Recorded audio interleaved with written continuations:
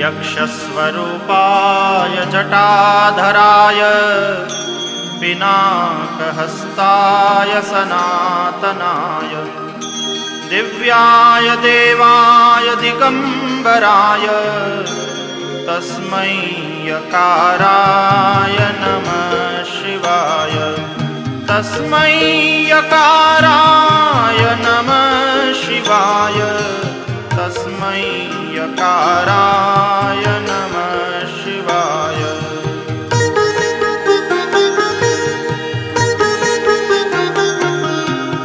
पंचाक्षरमिदं पुण्यं यः पठेत् शिवसन्निधौ शिवलोकमवाप्नोति शिवेन सह मोदते। इति श्रीमच्छङ्कराचार्यविरचितं शिवपञ्चाक्षरस्तोत्रं